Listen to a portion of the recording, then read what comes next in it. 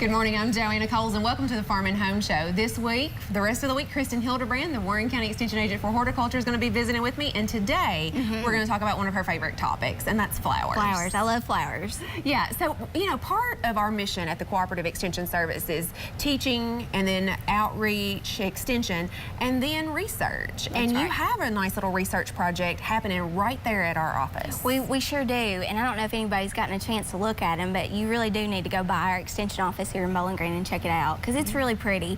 A lot of work goes into it. We start the project in April and we go all the way to October. Really, we kind of started at the end of April just to get the beds ready, but the plants don't really physically go into the ground until the first part of May, and then we continue it all through the month of October.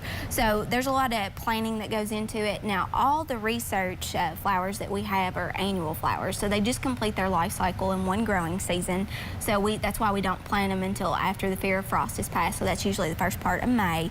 But we're given a list of a couple of different ones, and it's all throughout the state. I mean, we do our part here in the south central part of the state, but you know, the northern part will do their part, western Kentucky, and even in the eastern part. So we're given a list of 20 plants, and those 20 plants we evaluate each month at the beginning of the month. That's what's preferred, and we rank them on a scale of 5 to 0. So 5 being the best, 0 being the worst. Obviously, no flowers are there at 0, but 5 is preferably the best. Yeah. So there's a lot of different flowers that we have, and of course we have our favorites. I know I do.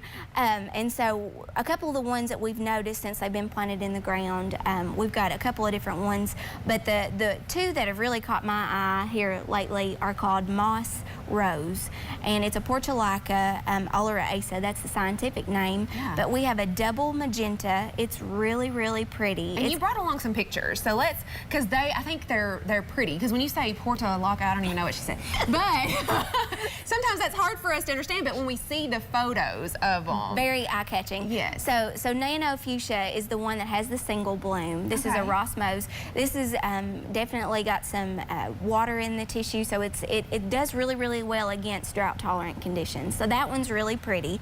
And then the second one we have that's really pretty is a petunia. This is called a Headliner series.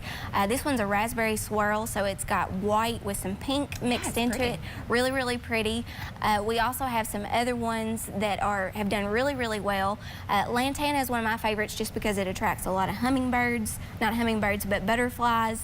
This one is called Havana series, but it's called Full Moon. It does really well in the heat of the day, full sun. This is the one that's really, really my favorite of all of them. I think mine too. Yeah, it's called Color Blast Double Magenta. This one has a little bit of scarlet to it, but it has a double bloom versus some of the ones from before. Now, what type of flower is that one, Kristen? It's a moss rose, that one we just had, that was a double magenta. And it has a lot of water in the stem, so it's going to perform better in drought-type conditions. It's gorgeous. Yeah, it makes like a carpet of red. Yeah. It's a succulent too, so it does form a carpet. And then lastly, we have Million Bells is the common name for this guy, but it's called Calibrachoa, and it's the Bloomtastic, but it's called Serenity. It looks like a petunia, kinda. Yeah, it looks a lot like a petunia. It's a miniature petunia. This one's white, and you can see it's got some purple with it and some yellow in the center. So those are some of the ones that we have. That one we also have is Red Sky Lantana. So we have red to attract our hummingbirds, you know, that we like in our garden.